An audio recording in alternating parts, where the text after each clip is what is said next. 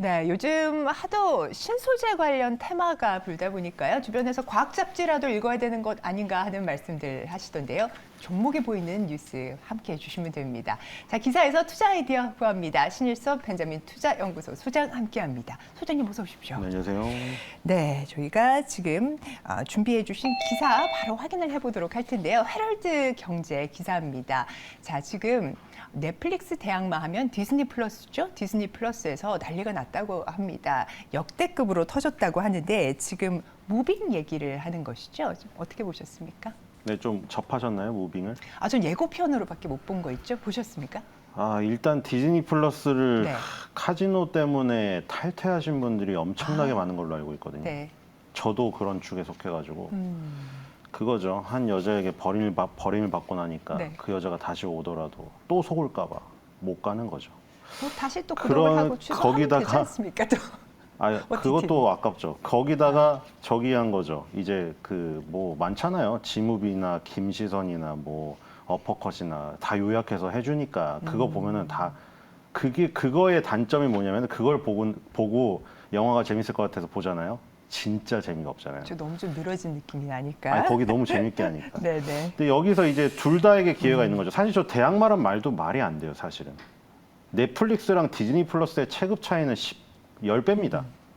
그러니까 대항마가 될 수가 없는 상황이고 지금 사실 둘 다에게 기회죠. 누구에게 둘 다의 기회냐면은 플랫폼인 디즈니 플러스와 그다음에 여기에 지금 그 드라마를 제작해서 배급하는 배급사, 제작사에 둘 다 기회죠. 왜냐면 아시다시피 지금 디즈니가 마블을 인수하면서 뭐 아주 화려한 10년을 보냈는데 뭐 요즘에 이런 얘기가 많더라고요.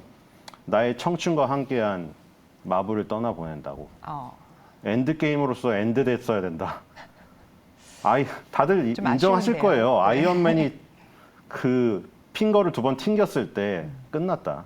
그러니까 솔직히 지금 뭐 토르나 아이언맨이나 뭐 캡틴 아메리카를 대필할 저기가 있나요?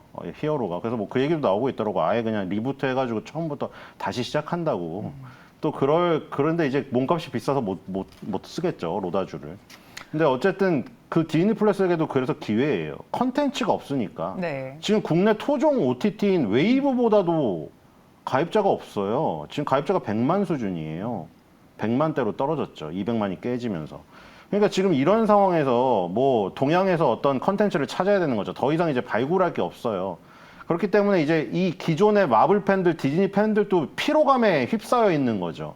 그래서 무슨 로키를 하든 드라마를 하든 너무 멀티버스를 벌려놓다 보니까 힘든 거예요. 그러다 보니 이제 뭐 어떤 거에 관심을 가질까 생각을 딱 하고 있었는데 무빙이 튀어나온 거죠. 그러니까 뭐 아예 관심이 없으신 분도 관심이 없겠지만 여기에 또 열광하시는 분 지금 뭐 난리가 났더라고요. 네. 일단 봉석이랑 희수가 제가 보더라도 남자한테도 반하겠다고 그러고 어떻게 그렇게 귀여운 애가 거기서 튀어나올 수가 있는가. 네. 그리고 지금 류승용 영상 씨, 나오고 있거든요. 그쵸? 이게 스릴 류승용 넘치는. 씨는 또 뭐 네. 그쵸? 저 형은 안 주고 아시죠? 그 전부터 이어졌던 네. 그것을 지금 계속해서 오마주를 하고 있는 상황에다가 예. 조인성 한효주가 야 저런 엄마 아빠의 아들로 태어나면 어떤 기분일까? 그런 것도 있고 뭐 한효주가 이제 엄마 역할을 할 때가 왔네. 야 나도 늙었나 세월이, 보다. 네. 한효주랑 같이 뭐 이런 얘기도 있는데 어쨌든 화제성에서 최고입니다. 네. 이게 넷플릭스에서 방영됐으면 오징어 게임을 뛰어넘는다는. 물론 이 지금 디즈니 플러스와 무빙 팬들의 입장에서 얘기하는 걸 수도 있지만 네. 일단 500억을 들인 데다가 이 지금 재벌집 막내 아들처럼 작가가 안 껴드니까 잘 되는 거예요. 이게 강풀 씨가 각본을 쓰니까 잘 되잖아요. 네. 괜히 다른 작가가 껴들면은 자기 욕심에 그걸 바꿔버린다고 또. 그렇기 때문에 굉장히 힘든데 지금은 굉장히 잘 되고 있는 상황이고 11회가 공개가 됐죠. 초반에는 아까 봉석이랑 희수 아들, 딸들의 얘기가 나오다가 네. 본격적으로 과거의 얘기가 나오면서 류승용, 한효주, 조인성 씨가 나와요. 그러면서 여기서 OTT 통합 검색 및 추천 플랫폼 통합 랭킹 1위를 먹었어요. 네. 여기서 이게 중요한 게 넷플릭스는 지금 전체 공개를 한 번에 공개를 하잖아요. 근데 아무래도 체급 차이가 많이 나기 때문에 디즈니 플러스는 2주마다 하나씩 2개씩 뿌린단 말이에요. 그런 약점이 있음에도 불구하고 저기를 제쳤잖아요. 넷플릭스의 가면. 네. 그걸 제쳤기 때문에 의미가 크다. 그러면 정말 역대급 흥행 성적을 기록할 수도 있겠네요. 지금 현재 나오는 것과 더불어서. 하지만 플랫폼이 디즈니 플러스라는 거. 네네.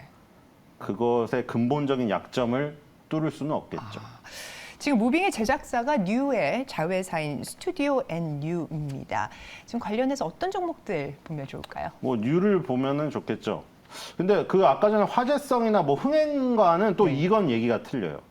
예를 들어 오징어 게임이 시즌 1 때 돈을 많이 못 받았어요. 왜냐면 넷플릭스가 이미 그때 굉장히 갑이었던 입장이고 황동혁 감독은 그거를 10년 전에 써놓고 돈을 구할 수가 없어서 못 만들고 있었던 거예요. 얼마나 고마웠어요. 근데 지금 이건 입장이 다르거든요. 디즈니 플러스는 어떻게든 키워야 되는 입장이고 디즈니의 어떤 컨텐츠들이 이제 다 피로감에 누적돼서 더 이상 갈 길을 잃은 상황이고 여기서 이제 그러면 마진이 높아질 수가 있겠죠. 스튜디오 앤 뉴 입장에서는 오징어 게임보다. 그러니까 이게 무슨 흥행을 하거나 무슨 디즈니 플러스 플랫폼에서 뭐 아예 꺾어버리고 뭐 오징어 게임의 업적을 뭐 해서 뭐 에미상을 타고 이거는 불가능한데 스튜디오 앤 뉴 그리고 그 모회사 뉴에 투자하는 투자자 입장에서는 더 좋을 수가 있죠. 디즈니 플러스에서 마진을 더 많이 챙겨줄 가능성이 있기 때문에 디즈니 플러스는 더 약하니까요. 그래서 지금 그런 부분이 지금 좋은 것이고 그리고 또 뉴가 배급한 밀수가 오늘 아니면 내일 500만을 돌파할 겁니다. 손익분기점이 400만 명이거든요. 요즘에는 CG가 많이 쓰여가지고 손익분기점 자체가 상당히 높아요. 네, 높죠. 네. 그러니까 그 밤에 막 새벽에 사람도 없는데 다 조작해가지고 이번 걸렸잖아요. 근데 뭐 그렇게까지는 하지 않겠지만 어제 제작비가 175억 원 투자됐다. 그리고 조인성 씨가 이거 두 개 다 출연했잖아요. 보는 눈이 좋네요. 네. 어쨌든 스튜디오 앤유가 2021년 5월 달에 디즈니 플러스랑 공급 계약 체결하면서 2026년까지 디즈니 플러스에 매년 한 개 이상 작품을 제공하기로 지금 계약을 체결했거든요. 그래서 지금 이게 만약에 얘기가 나오고 있는 게 만약에 무빙이 이렇게 잘 되면 결국 시즌제로 가면 그게 강풀 작가님께 세계관이 계속 이어지거든요. 그렇겠네요. 네. 거기에 무빙이 있고 그다음에 브릿지가 있고 그다음에 타이밍이 있거든요. 계속 그게 아들 딸과 그 과거에 저기 뭐 아버지 어머니와 계속 이어지는 인간들의 이야기예요.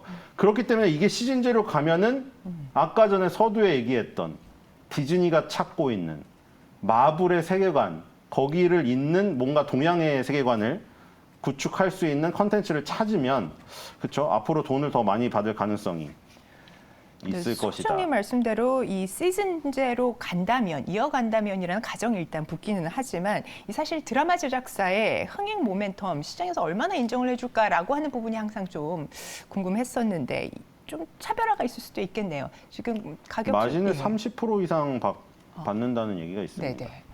그래서 지금 매수가는 6,150원, 목표가 8,000원, 손절가 6,000원입니다. 네네, 좋습니다. 자, 뉴의 목표가 8,000원으로 제시됐습니다. 자, 그러면 저희의 오늘자 시장 공략주 한번 확인을 해보도록 하겠습니다. 네, JVM입니다. 네. 자, 두 가지가 있는데 일단 먼저 이 시장의 흐름에서 얘기를 한번 드릴게요.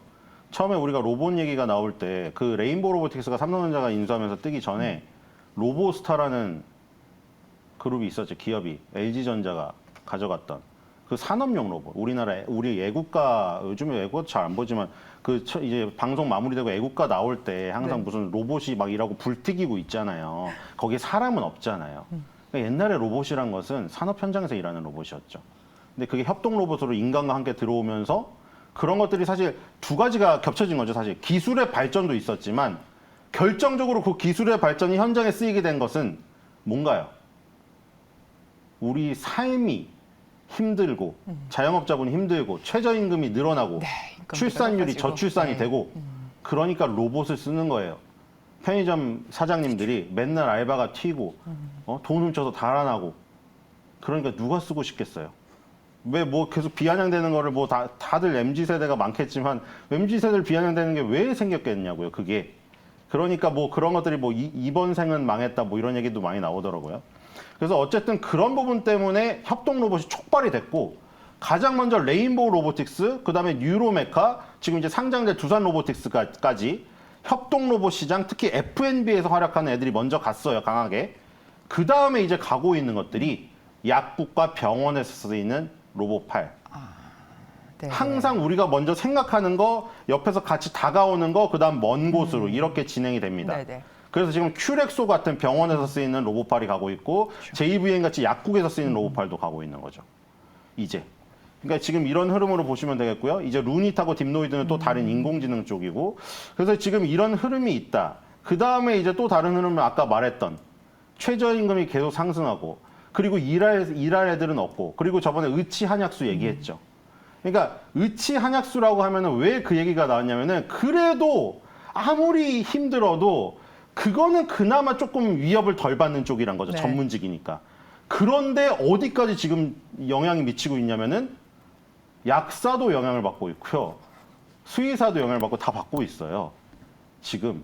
그러니까 약국하고 치과가 편의점만큼 많이 생겼다고 그 업계 종사들은 얘기를 하고 있고 그러다 보니 아까 말했던 편의점 알바를 자르고 로봇을 쓴다던가 치킨집 알바를 쓰고 치킨집 로봇파를 쓴다던가 이게 그 F&B만 해당되는 게 아니라 어디까지 올라가 버려 이게 올라갔다고 표현하면 좀 그런데 어디까지 전이가 돼 버렸냐면 이제 약국 병원까지 전이가 돼 버려요 이게. 네. 왜냐면 약사 치과 의사도 먹고 살기 힘든 세상이 돼 버렸거든요 이게. 그러니까 의치한 약수를 아까 물리학과 얘기를 했지만 오펜하이머가 흥행했다고 야 오펜하이머 같은 물리학자 너무 신기하고 멋있다 원자폭탄 나도 수소폭탄 나중에 나도 핵폭탄을 뭐 개발할까 막 이렇게 해가지고 감성에 젖어서 물리학과를 선택하면은 엄마 아빠가 정말 극단적으로 그럴 수도 있습니다. 야 너 집 나가. 쫓겨날 아 이건 수도 현실이에요 있다. 네. 진짜로. 그러니까 지금 이런 상황 속에서 JBM 같은 기업은 굉장히 성장할 수밖에 없는 그런 것이 있고요. 네. 그리고 또 한 가지를 얘기 드리면 요즘에 뭐 사건 너무 많이 일어나잖아요. 그 뭐 취재했잖아요. 기자분이 어떤 성형외과가 밤 10시, 11시에 거기서 여자분들이 비틀거리면서 나와요. 지금 왜 비틀거리면서 나와서 왜 운전대를 잡으려고 하십니까? 했더니 아, 제가요 성형외과 의사분이랑 친해가지고 지금 뭐 웅얼웅얼거려요 막. 거기서 무슨 밤에 왜 그 밤에 왜 가는 거예요 도대체? 그 밤에 가가지고 케타민, 그렇죠?